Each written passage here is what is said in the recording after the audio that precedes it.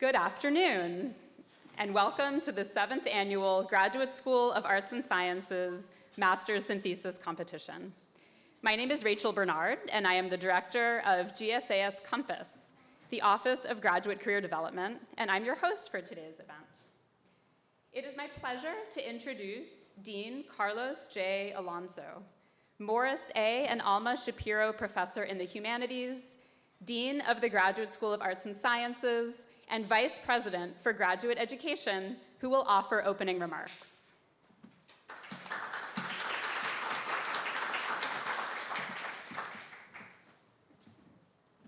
Good afternoon, everybody.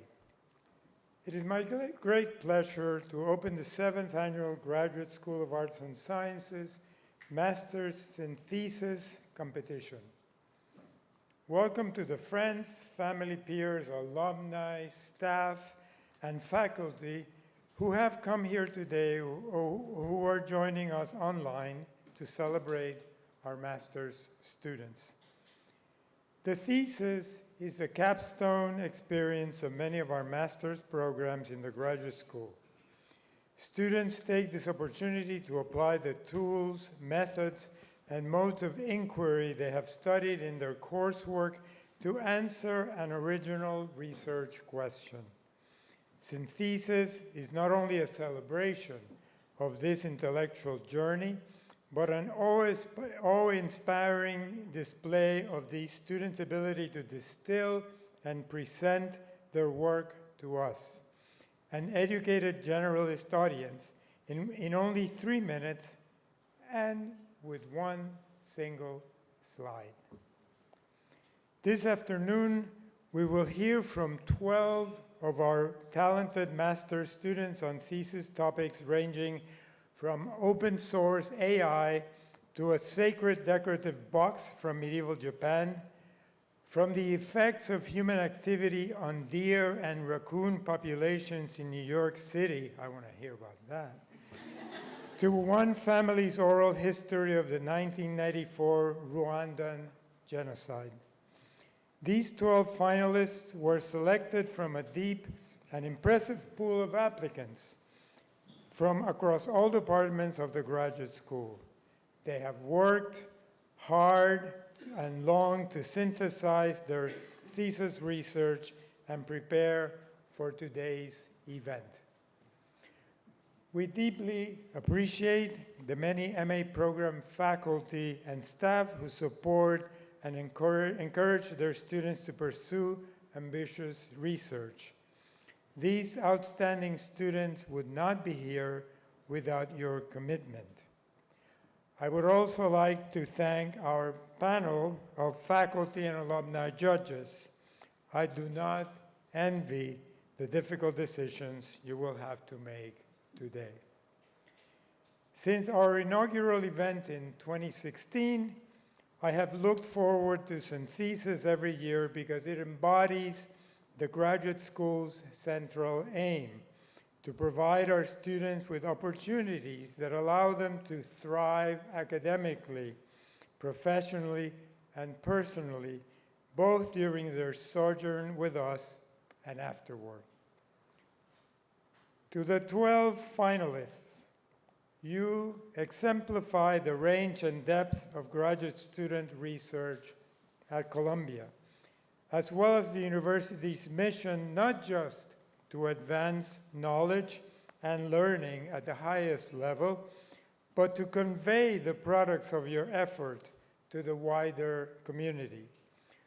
We admire your commitment to sharing your knowledge and passion for your work and are very proud of what you have accomplished. Good luck with your presentations. You got this.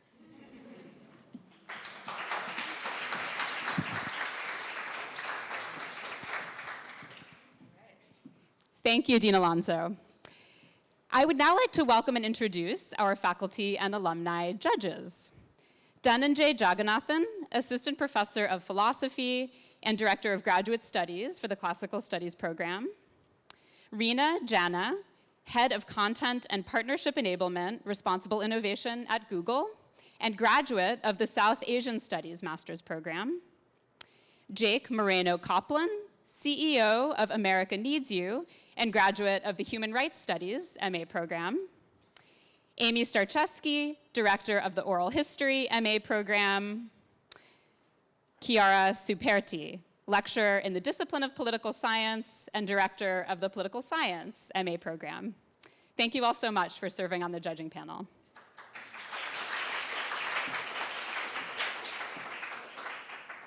Okay, so today's competition will begin shortly with presentations from the 12 finalists.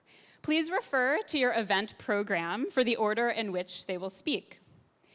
Each finalist will present for 3 minutes using only one slide, and unlike me, no notes. I get to cheat. And they'll be evaluated both on the content of their presentations as well as their delivery. At the conclusion of the presentation, the judges' scores will be tallied and the winners will be announced. The top 3 presenters, according to our panel of judges, will be awarded prizes of $1,000, $500, and $250, respectively. Belen Ipola from Economics presents the effect of reducing grade retention on student performance and dropout in Brazil. Did you know that 1/3 of students in Brazil repeat a grade at some point? Grade retention or repetition is an education policy that is applied when a student does not meet the minimum requirements in order to be promoted to the next grade and is held back. In Brazil, and more broadly in Latin America, this is common practice, and many students experience grade retention each year. This led me to wonder whether we're sure this policy is working the way it should. Is it really improving the student outcomes we care about, like achievement and high school completion, or is it doing more harm than good? The little evidence we have on this doesn't show a consensus. So with my thesis, I contribute to building this empirical evidence on the effects of grade retention policies. However, this is not an easy task, because correlation does not imply causation. This means that if we take the test scores of students who have repeated a grade and compare them to the test scores of students who haven't repeated a grade, we're mixing up the effects of the policy itself, which is what we're trying to estimate, with other characteristics like motivation or ability, which affect both test scores and the likelihood of repeating a grade. So how can we disentangle this? Fortunately, new econometric methods have been developed that allow us to isolate a policy's causal effects. I use one of these methods, called staggered difference in differences, in the context of a policy that decreased retention rates in Distrito Federal, a state in Brazil. The policy was progressively introduced across schools in Distrito Federal between 2013 and 2018. And the fact that schools adopted the policy at different moments in time within this period is key for my model to estimate these causal effects. I gathered data from the school census, which covers the over 1,200 schools in Distrito Federal, and I combine it with test score data from standardized tests taken by 5th graders every 2 years. My results show that this policy, decreasing retention rates, increased enrollment by 10% on average. It had no effect on math test scores, and it decreased Portuguese test scores. So now that we know this, we can start thinking about how to improve this policy. And we could think about complementing it with targeted educational support, such as tutoring, for those students who are behind in Portuguese. And that way we could keep those huge positive effects from enrollment. Therefore, with my thesis, I evaluated a policy that decreased retention rates in Brazil. However, the effort must not stop here. With so many students going through grade retention each year and worldwide, it's crucial that we keep producing empirical evidence to improve the design of these policies. Thank you. Darcy Olmsted from Modern and Contemporary Art, Critical and Curatorial Studies presents Contemporary Artists' Publications in Digital Time. Last January, I found myself on the outskirts of Oslo, Norway, hiking through a frozen forest in the middle of a Scandinavian snowstorm to research a library that would not exist for another 100 years. This freezing trek was in part due to poor planning, but it was also very necessary for me to understand artist Katie Patterson's future library. This is a work that is first and foremost an argument for slow mediation in the wake of digitization and climate catastrophe. In 2014, Patterson planted over 1,000 trees in the Nordmarka forest. These trees are to be left to grow until 2114, when they will be harvested and transformed into publications by various famous authors, such as Margaret Atwood. Until then, these authors' manuscripts are to be locked in a vault. As to whether the forest will survive until 2114, or whether books printed on physical paper will still be a viable medium, is up to future generations. All those originally involved in the project will long be gone. Some may consider the future library a strange addition to a thesis on artist publications. It is a work that cannot be read, let alone held or even seen. It is a work that does not yet exist.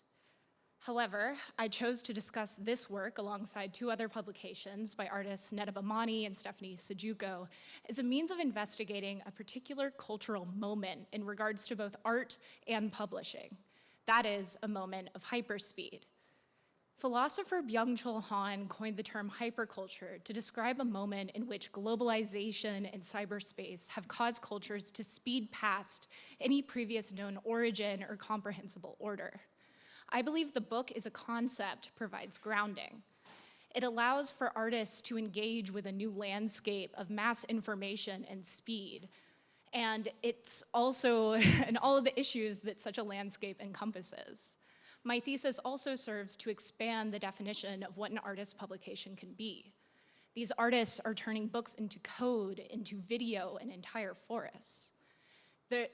Their work also illustrates how the form of the book is being changed under the form of the internet and digital immediacy. Most importantly, these artists give an argument against the hypercultural condition. While sitting in the frozen forest that would become the future library, I realized that I was entering a world of deep time. I was entering the time scale of a Norwegian pine. I was forced to leave the narcissism of digital immediacy and instead to slow down, to sit in the cold and demand nothing more.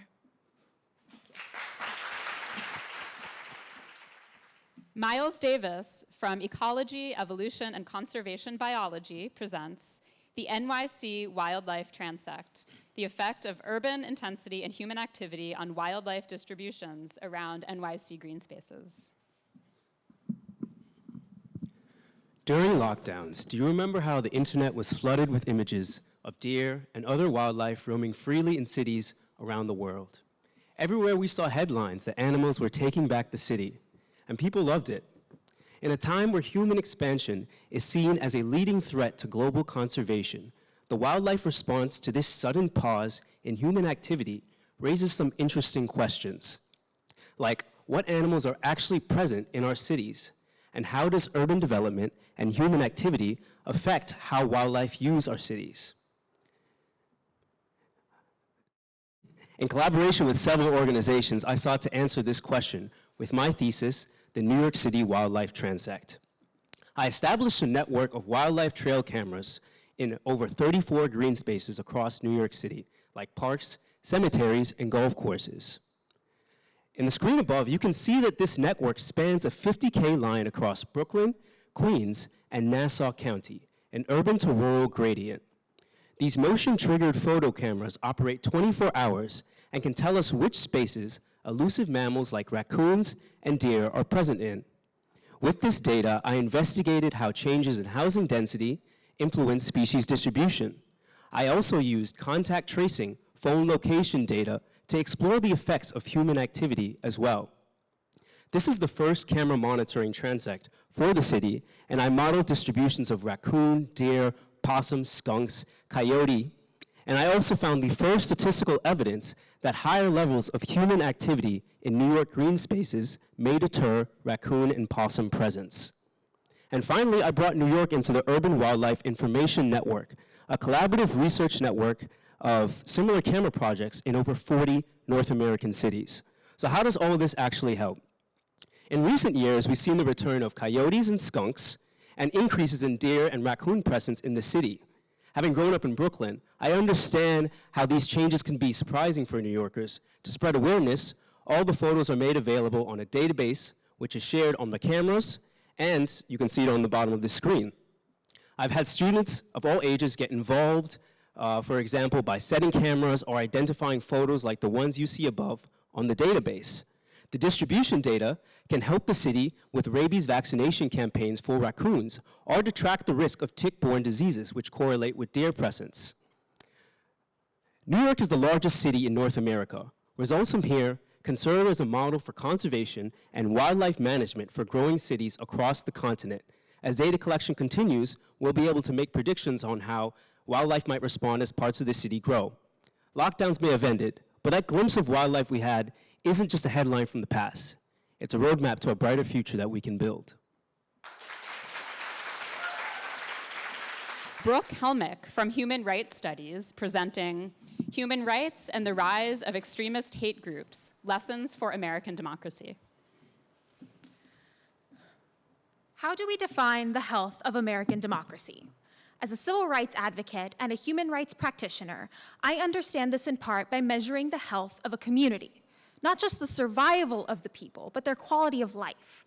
And I understand this through a term I've created called social wellness indicators, which captures different intervals of stability, such as high school graduation rates, food security, and voting participation, through the lens of internationally recognized human rights obligations. And these metrics are helpful to understand the stability of a democracy. This is where my research comes in. I aggregated data from civil society and federal databases to identify a potential correlation between extremism and social wellness. And what I found was incredibly interesting. I found that there was a clear correlation between high levels of social wellness and low levels of extremism. But the reverse was not always true. This is important for two reasons. First, increasing state funding for social wellness programming not only increases the quality of life for the American people, but has a clear correlation with keeping rates of extremism low. And so this means that social wellness programming is an easily achievable prevention tactic to limit extremist organizations from being able to grow and expand their base. Secondly, my research corroborates the work of others, demonstrating that once extremism has taken hold in a community, it is incredibly difficult to root out. The rhetoric and motivational language of these organizations tends to follow general patterns, but it doesn't seem to reach those most left behind by system failures, those that we logically may assume would want to push against and disrupt governmental structures. And so, the strongest tool in our prevention toolkit will be to prevent the movement of the Overton window, the normalization of extremist language, and to prevent extremist organizers from being able to gain a platform in the national conversation, because there's a clear link between extremist organizing and democratic backsliding. As my research indicates, when human rights obligations are met by the state through social wellness programming, the rates of extremism and hate organizing remain low. And so, these indicators can be used by civil society and advocates looking to find tangible ways to strengthen American democracy. History indicates that the democratic process, strong as it may appear to be, is actually incredibly fragile and can easily collapse when the circumstances are right. And therefore, participating in advocating for and electing officials who support these policies, as well as being brave enough to run yourself, is of paramount importance when seeking to build safer, more peaceful, stable democratic communities. Thank you.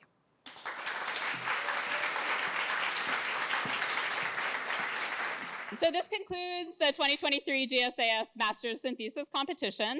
Congratulations to the winners and congratulations to all of the finalists. Thank you, judges, and thank you to all of us for joining this afternoon. And please stay, help yourselves to more food and drink. Congratulations, everyone. Thanks.